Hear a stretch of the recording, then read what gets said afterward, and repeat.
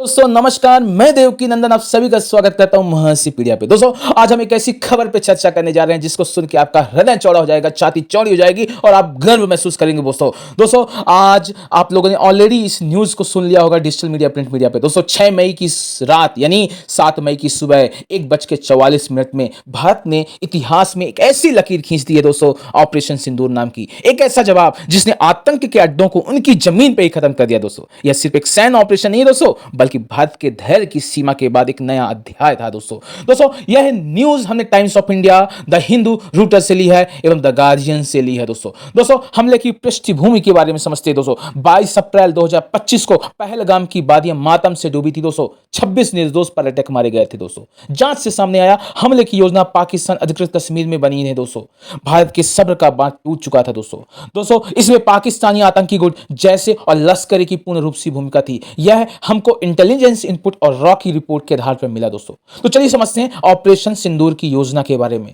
सरकार ने तुरंत निर्णय लिया दोस्तों, जवाब देना है लेकिन अंतरराष्ट्रीय मर्यादाओं के भीतर। ऑपरेशन सिंदूर को डिजाइन किया गया सटीक, सीमित और निर्णायक। दोस्तों इसका कोड नेम सिंदूर रखा गया जिसका मतलब होता है बलिदान और सीमा की लाल रेखा। दोस्तों एनएसए, रक्षा मंत्रालय, रा और सेनाओं की गुप्त बैठकें हुई दोस्तों, और पहली बार 1971 के बाद दोस्तों तीनों सेनाओं का संयुक्त योजना थी। दोस्तों चलिए समझते हैं हमले की रात यानी 6 मई की रात की कार्यवाही। दोस्तों राफेल विमानों ने उड़ान भरी, मिशन सिंदूर शुरू हो चुका था। 23 मिनट में 9 लक्ष्य नष्ट हुए। दोस्तों आतंक के अड्डों की नींव हिल चुकी थी। दोस्तों बहावलपुर जैश मुख्यालय, Muridke Lashkar training base, Kotli operation 88 control center को इनको स्कैल्प मिसाइल यानी स्टॉर्म मिसाइल के द्वारा एवं एएएसएम एयर सोयल मॉड्यूलर स्मार्ट बम के द्वारा खत्म कर दिया गया। दोस्तों चलिए समझते हैं नुकसान और असर के बारे में। दोस्तों गर्व की बात है 100 से अधिक आतंकवादी मारे गए जैसे और लश्कर के प्रमुख कैंप समाप्त हो गए। दोस्तों सबसे महत्वपूर्ण बात है दोस्तों ऑपरेशन 88 जो दिल्ली,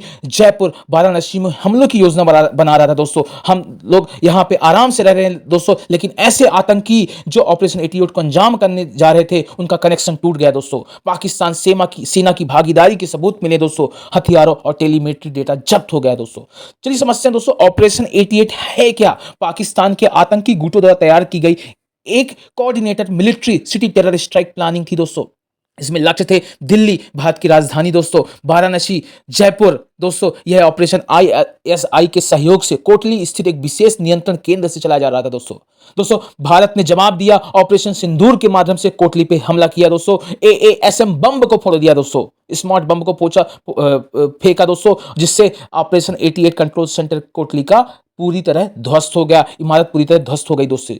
दोस्तों राफेल जेट का उपयोग किया दोस्तों, coordinated military drone data relay system को राख करने के लिए यानी इसको नष्ट करने के लिए। दोस्तों 25 मिनट में पूरा कंट्रोल सेंटर खामोश हो गया। आईएसआई के 11 अधिकारी, 22 आतंकी मारे गए। दोस्तों रियल टाइम सिग्नल इंटरसेप्ट कर भारतीय एजेंसियों ने हमले से पहले ही कोड ब्रेक कर लिया था। दोस्तों चलिए समझते हैं पाकिस्तान की प्रतिक्रिया।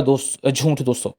दोस्तों पाकिस्तान ने कहा भारत ने नागरिक इलाकों पर हमला किया है, परंतु सैटेलाइट और विदेशी रिपोर्टों ने सच दिखाया। दोस्तों हमले सटीक थे, केवल आतंकी ठिकानों पर केंद्रित थे। दोस्तों पाकिस्तान ने दावा दिया है कि वो कुछ ही नागरिक मारे गए हैं और उन्होंने भारत के कुछ फाइटर प्लेन को गिराया है दोस्तों मार के, लेकिन ये प्रोपेगेंडा है। उन्होंने झूठ फैलाने का प्रयास कर रहे हैं। पाकिस्तान की जनता में एक अजीब सा डर और सोशल मीडिया में बहुत ही डरात्मक पाकिस्तान में रिएक्शन आ चुके हैं। दोस्तों ये डर खौफ पाकिस्तान पे हमेशा बना रहना चाहिए दोस्तों, कि ऐसा पहलगाम जैसा हमला दोबारा करने की सोच भी ना सके। दोस्तों भारत की आधिकारिक प्रतिक्रिया क्या रही। दोस्तों प्रधानमंत्री ने राष्ट्र को संबोधित किया, बोला भारत अब चुप नहीं रहेगा। दोस्तों आतंक का हर ठिकाना समाप्त किया जाएगा, चाहे वो कहीं भी हो। दोस्तों हमने ना युद्ध छेड़ा है ना जंग का ऐलान किया है, यह आत्मरक्षा थी। दोस्तों रक्षा मंत्री ने कहा दोस्तों यह एक सर्जिकल स्ट्राइक नहीं, यह एक सार्वजनिक रणनीतिक संदेश था। दोस्तों निष्कर्ष क्या है। दोस्तों ऑपरेशन सिंदूर कोई अंत नहीं बल्कि एक शुरुआत है भारत की उस नई नीति का, जिसमें आतंकवाद का जवाब सीधा